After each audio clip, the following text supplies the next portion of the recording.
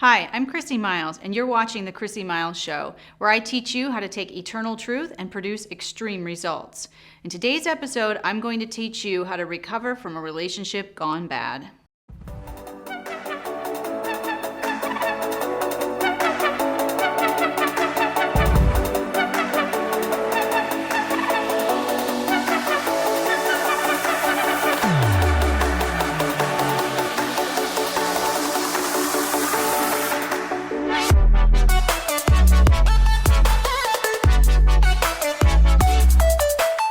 You're probably like me, you've had a lot of romantic relationships go bad in the past. Maybe there's some great friendships that you've lost over the years. I know myself, I've lost some good friends that I thought were going to be there for a really long time.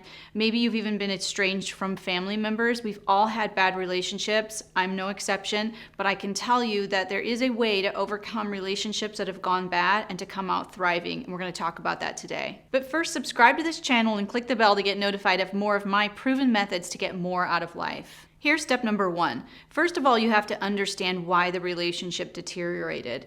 And one of the biggest reasons that relationships go bad is because of unmet expectations. If you haven't checked out my video yet on what to do when people disappoint you, you can click the link in the description and understand unmet expectations. So you first need to ask yourself, what are your expectations in this relationship? Have you ever stopped to ask yourself what you really want? You see, most of the time we never really even ask ourselves what we want out of the relationship. Sometimes we think that our expectations might be too high and we're afraid of kind of being too forceful on a person or being disappointed that our expectations are more than what they can handle.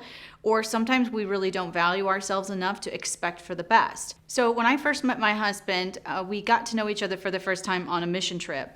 And there were a lot of things that we were sharing about who this person was, what their interests were. And what I realized at the beginning was we have nothing in common. There is nothing about us that is alike. So it kind of made me think maybe this isn't the right person for me. But one day, literally as I was doing my laundry by hand in Nicaragua, I was talking to God as I was hanging up the wash, and I really asked myself, what do I really want out of a long-term relationship? And I felt like God asked me, what's most important to you? You know that you don't agree on a lot of these issues, but what's the most important thing to you? And I remember saying to God, the most important thing for me in a husband is that I would find somebody who would be committed to you for the rest of his life. And that's what I really want. I knew that that's what it would take in order to have a marriage that would last, a marriage that would be sustainable. And in that very small moment, hanging up my laundry in the hot Nicaraguan sun, I felt like God said, this is the man. This is the man who will be committed to me for the rest of his life. You can trust that. And so when you expect for the best, you're not really putting expectations on the other person to fulfill you. Actually, what you're doing is you're putting an expectation on God to guide you to the right relationship and to help you navigate through it. So take the expectation off the other person for their performance and what they can do to make you happy, and put an expectation on God to reveal to you who the right person would be for your life. The next thing you need to think about is perhaps maybe you didn't use very good judgment in getting into that relationship in the first place. Maybe you set your expectation for yourself too low, or you weren't really honest with yourself on what the expectations were. And so as you put the other person under pressure to be something that they can't be, you essentially find yourself not being satisfied because the person that you're trying to pursue really isn't the right person for you in the first place. So when you're not honest with yourself on what your expectations really are, then another person would get into a relationship with you thinking that you're very agreeable or you're easy to get along with. And now all of a sudden your true colors come through and you're demanding the things that you really truly want. So you have to know what you want, you have to say what you want, and you have to understand why you want these things and make a decision not to settle when you find somebody you think might be a person who could help fulfill your dreams. So here's a question. Have you ever had a relationship that suffered from unspoken or unmet expectations? Let me know in the comments below how that affected your relationship and how you overcame it. The second reason that relationships fall apart is because of broken trust. So maybe, again, there was an unmet expectation. You trusted that person to be honest with you and they weren't honest with you. Maybe they didn't tell you something about themselves and they kept hidden and you found out later. Maybe they got involved in something during the course of the relationship that you really didn't approve of. And before you know it, the person that you thought you were with turns out to be somebody totally different. And when trust is broken, it's very difficult to overcome in that relationship. So there's a couple ways that you can handle it. First of all, you can take the approach of forgiveness. So depending on the level of commitment that two people have together, obviously, if you're in something as serious as a marriage, forgiveness is the highest priority because the expectation is that you will continue to desire to stay together. But if you're in a dating relationship and there's broken trust, you can forgive and forget in a sense that you can forgive and move on. So when you start adding these things together and thinking about why it is that you're in this relationship, you really have to judge for yourself if you're going to take the commitment to move forward and if it's worth it. And sometimes people bind themselves together before it's the right time or with the wrong person with good intentions, thinking that things were going in the direction that was positive, that they thought were going to work out. So the reality is if people break your trust, you can forgive and you can move on. So when you're thinking about moving forward in your relationship, whether you're going to stay romantically involved or simply be friends, you have to offer them the same grace that God would give you. There's lots of times that you've messed up, I've messed up, and we've needed forgiveness from other people. Just because you forgive somebody, though, doesn't mean that you have to continue to build a level of intimacy in the relationship that is going to make that relationship last if it's not the right thing for you. If you are in a more committed relationship, as in something like marriage, you definitely have to forgive, you have to give that person grace, and you have to understand in the way that they hurt you, there's probably ways that you have hurt them equally as bad from their perspective. And if you would have an expectation that they would give grace to you, then you should also give grace to them and move on. But another example of broken trust is simply asking yourself, how much do you trust God? Sometimes trust is not necessarily about the other person, especially if the other person hurt you or harmed you. Sometimes when those things happen, we start challenging the trust that we have in God, and we wonder, why, God, aren't you on my side? Why aren't you helping this thing work out? Or what's wrong with me? And we begin to sort of shift the issue a little bit more to God's plate or to his responsibility.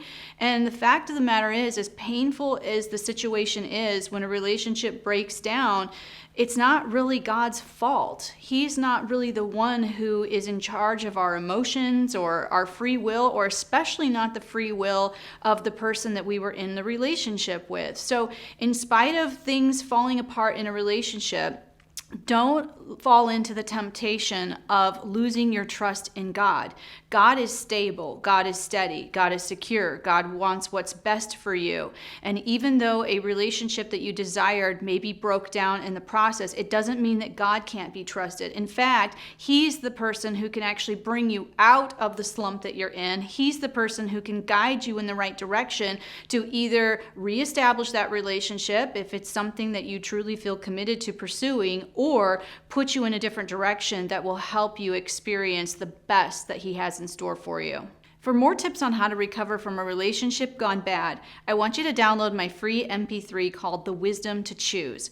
I'm going to teach you how you can take the freedom that you have, the freedom of choice, and apply wisdom to your choices so that you begin to make the right choices to get into the right relationships. So follow the link in the description and click The Wisdom to Choose.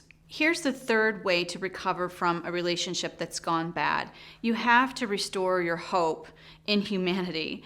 When relationships go south, one of the most hurtful things about that is that you lose hope. You lose hope that you'll ever find happiness. You lose hope that you'll ever find somebody who can care for you in the same way that you care for them. And we've talked about unmet expectations. We've talked about broken trust. All of that builds into a feeling of hopelessness that you're never really going to find the life that you always dreamed of. So in hopelessness, you actually have to begin to reframe your understanding of the world, reframe your understanding of God and your position in it. And it's one of those things that, as painful as the broken relationship is, it actually does give each of us an opportunity to sort of look inward and to begin to ask questions of ourselves about, why was I pursuing this kind of relationship? What was it in me that was drawing me to this situation? Where did I go wrong? Maybe it was a decent relationship to be in, but you messed it up somehow because of a number of other reasons. So you have to begin to evaluate, where did things go wrong, and you have to also reframe your whole perspective on who you are, God's value for you, his purpose for your life, where he's taking you. Because in the end, if you don't establish yourself as a person who is whole, a person who has something going for himself or herself, or a person who has dreams and a vision for your life, really, you're kind of not in a position to be in that long-term relationship to begin with. You know, God has answers and solutions for you, but the question you have to ask yourself is, how far are you willing to go? In Luke chapter 14, verse 27, Jesus is teaching and he says this: "Whoever does not carry their cross and follow me cannot be my disciple. Suppose one of you wants to build a tower. Won't you first sit down, estimate the cost to see if you have enough money to complete it? For if you lay the foundation and aren't able to finish it, everyone who sees it will ridicule you, saying, 'This person began to build and wasn't able to finish.' Or suppose a king is about to go to war against another king. Won't he first sit down and consider whether he's able with 10,000 men to oppose one coming against him with 20,000? And if he's not able, he'll send a delegation while the other is still a long way off and ask for terms of peace. In the same way, those of you who do not give up everything you have cannot be my disciples." So when you are in this place of hopelessness, it kind of is an opportunity for you to reframe your life. And how far are you willing to go? The reality is that if you want to follow God and see your dreams fulfilled, are you really willing to give up everything? And what that means is not that you have to not be happy. It doesn't mean that you have to be dissatisfied. That's not what that means. It means that you have to give up your own perspective on life. You have to give up your own perspective on the way you thought you should pursue whatever relationship you are in or whatever situation you find yourself in. Giving up everything means that you have the ability to lay down your perspective and pick up God's viewpoint and vantage point. That's the hardest thing that you'll ever do in your entire life. But when you do that, it allows you to reframe your life in such a way that brings hope, because you begin to see that God's desire for you is good, that if he truly is God, he would lead you down a path of good things, and that if you listen to him and if you follow what he's telling you to do, you can actually live the life of your dreams. Thanks for watching today. I hope you enjoyed these tips on how you can overcome a relationship that's gone bad. If you like this video, hit the thumbs up button, and if you know somebody who's been in a relationship that has gone south, share this video with them. And if you haven't done so yet, make sure you subscribe to this channel for new episodes each Tuesday, where I teach you how to get more out of life.